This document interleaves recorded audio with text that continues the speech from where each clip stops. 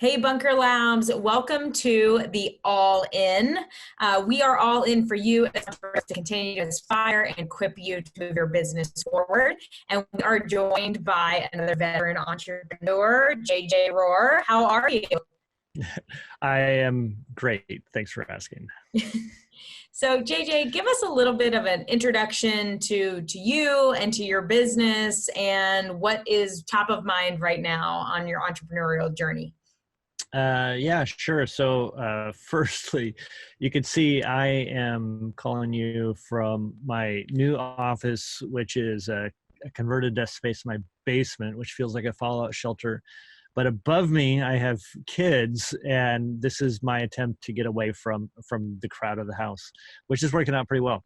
But regardless, I am working with School Twist. I used to be in the Air Force some time ago, and me and a couple co-founders are working on School Twist. And School Twist is a platform to help people that are running out of school learning experiences. So typically, this is going to be at grade schools when you do an after-school enrichment class. You might be learning Lego engineering or electrical engineering or tennis or something like that. These programs are usually run by volunteers, and you have to do the registration, but there's also other stuff like, where are the kids, communicating with their homeroom instructor, communicating with parents, making sure they get signed up. If there's two classes, keeping track of the kids. So who picks them up from kindergarten after the first class, where are they going? So our software does all of that. And all of us founders have been involved in teaching these classes in the past and running these programs. And now we're developing the software to help other people run them better. And so we've been working on that for a little while. It's been running as a side project for our classes that we've taught in real life. And it is going. People like it. They're paying us a little bit of money, and now we're at the point of knowing, all right, this is valuable. How do we get to the next level? And we're just sort of figuring that out. And things got crazy, and we're adjusting a little bit to the craziness and trying to figure out what's next in the short run and the medium run. What are maybe the different things that people working from home, schools being out, parents, as you're referencing, being with their children all the time now, as Yeah. we are stay at home. So what are some of the different things that maybe this has come up now in your business that you're thinking about applying to your business, or that is making people look for these different education opportunities? Yeah. Good question. So we have always thought about this to help people run these programs. And one thing that was always an option in the future was to do online enrichment classes. We have accelerated that quite a bit, actually. So School Twist is all about the software to do this, but we have we're associated with running these classes in real life also, not through School Twist, but through other aspects. So if you go to schooltwist.com right now, for example, you can sign up for a mailing list to learn about opportunities to take online classes and through classes that we teach, but also perhaps classes other people teach, and just stay at home activities. So we're actually re-engineering one of our classes, which is using Lego bricks. We have these custom Lego kits. Oh my gosh, they're all over the place. This wasn't even planned, but here we have all these custom bricks. And we're switching to, well, hey, how can you pilfer your Lego stash at home? And so you could take these classes. And so we're gearing up. Registration is opening tonight, actually, for our first class. And we have like live instructors that work with kids all the time, and they'll work with, your kids at home, come to the computer at certain times, the same time of day for a 2-week period. And we'll go through the engineering, like how to think like an engineer, how to think about the engineering design process for kids. This particular class is like for first, second, and kindergartners. So it's for young kids. But how are we doing this? We're changing our timeline. We're figuring out, it's like, hey, people on my staff, we need to figure out how to make money, right now, so we can pay our mortgage. And we're like, all right, let's figure out how to do this online. And we're testing it out. We have Zoom cameras. We have little phones set up so we can see the Legos, and we're training the people that are used to showing up and herding kindergartners and how to herd Zoom instead. Yeah, I'm sure that that's a challenge in itself. But by the time our community sees this, you go to schooltwist.com and you can look at the classes that are offered. I'm sure next week when we post this, you'll have more going on, hopefully, and maybe some tests going Yeah, yep, that's what's going to be happening. on. So, in your opinion, JJ, for our other entrepreneurs, our community of Yeah. entrepreneurs, what should they keep doing, kind of like what you're doing to continue to move your business forward in times of uncertainty? Yeah. Um, I've I've seen big changes in the past. The 2008 crisis. I was managing business in 2000 and during 9/11, and there's always this adaptation aspect of it. You show up and planning on doing one thing, things change. You got to be ready to do something else. So just be ready to adapt.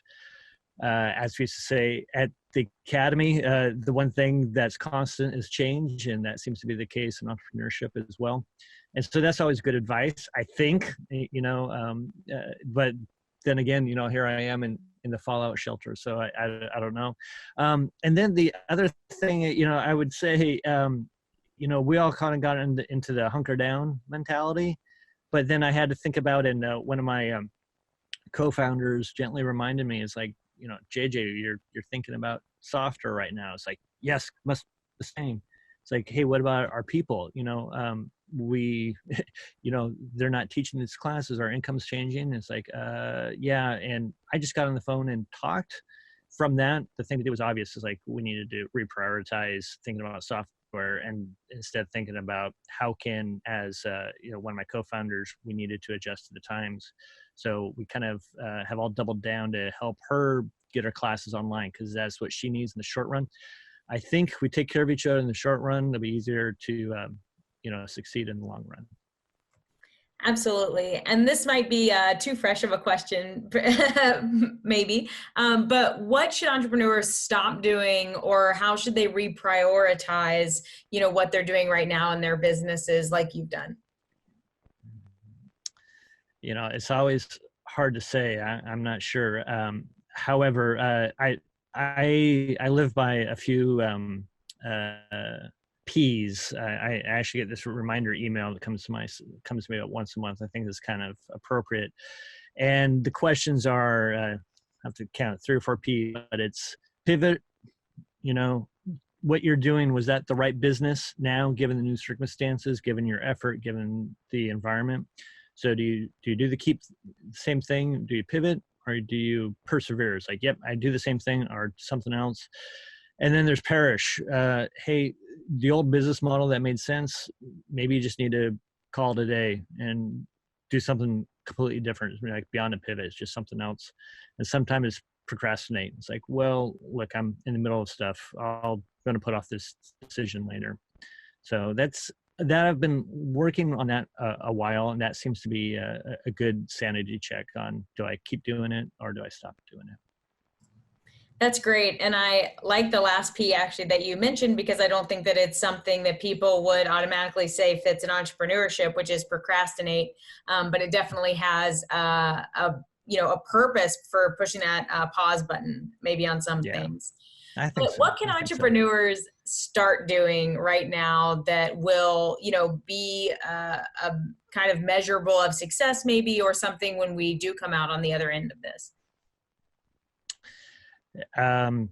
Yeah, I guess I would I guess I would say, I'm going to go back to my earlier answer of looking out for the people that are with you. Get that prioritized, keep that straight.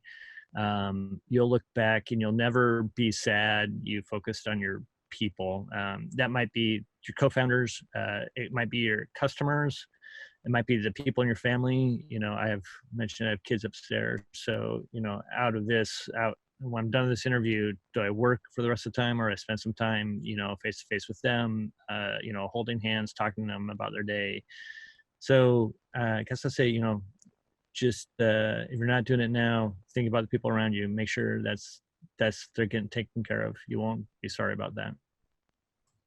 Absolutely. And that is great advice. And JJ, lastly, can I just ask you, what are some resources or things that you visit on a regular basis for your business that are helpful that might help other entrepreneurs?